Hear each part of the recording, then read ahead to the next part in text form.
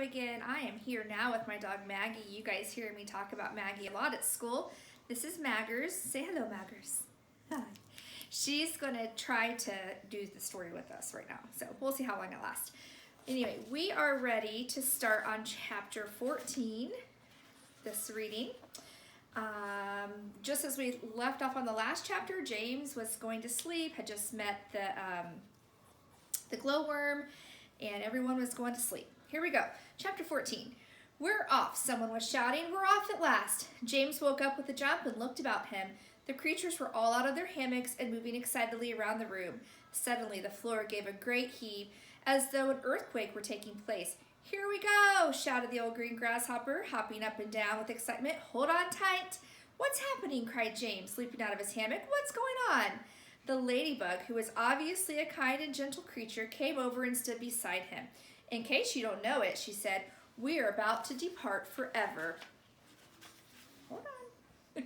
From the top of this ghastly hill that we've all been living on for so long, we're about to roll away inside this great big beautiful peach to a land of what? Asked James. Never you mind, said the ladybug, but nothing could be worse than this desolate hilltop and those two repulsive aunts of yours. Hear, hear, they all shouted. Hear, hear. You may not have noticed it, the ladybug went on, but the whole garden, even before it reaches the steep edge of the hill, happens to be on a steep slope. And therefore, the only thing that has been stopping this peach from rolling away right from the beginning is this thick stem attaching it to the tree. Break the stem and off we go. Watch it, cried Miss Spider as the room gave another violent lurch. Here we go. Not quite, not quite. At this moment, continued the ladybug, our centipede, who has a pair of jaws as sharp as razors, is up there on top of the peach, nibbling away at the stem. In fact, he must be nearly through it, as you can tell from the way we're lurching about. Would you like me to take you under my wings so that you won't fall over when we start rolling?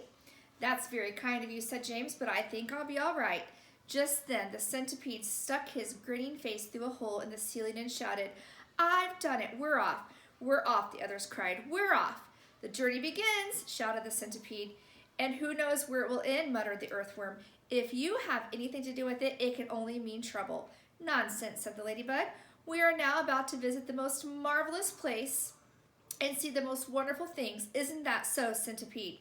There is no knowing what we shall see, cried the centipede. We may see a creature with 49 heads who lives in the desolate snow, and whenever he catches a cold, which he dreads, he has 49 noses to blow. We may see the venomous pink-spotted scrunch who can chew up a man with one bite.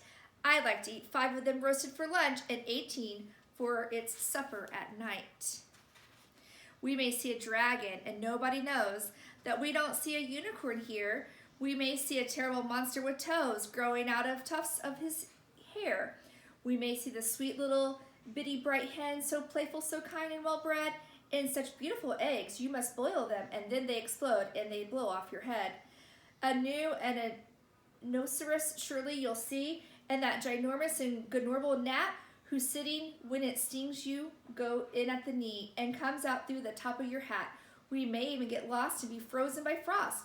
We may die in an earthquake or tremor, or nastier still, we may have been tossed on the horns of a furious dilemma. But who cares? Let's go from this horrible bill. Let us roll, let us bow, let us plunge. Let's go rolling and bowling and spinning until we're away from old Spiker and Sponge. 1 second later, slowly, indecisively, almost gently, the great peach started to lean forward and steal into motion. The whole room began to tilt over, and all the furniture went sliding across the floor and crashed against the far wall. So did James and the ladybug and the old green grasshopper and Miss Spider and the earthworm. Also the centipede, who had just come slithering quickly down the wall. What'd you think, Maggie? What'd you think? What'd you think? Tell them. Did you like the story?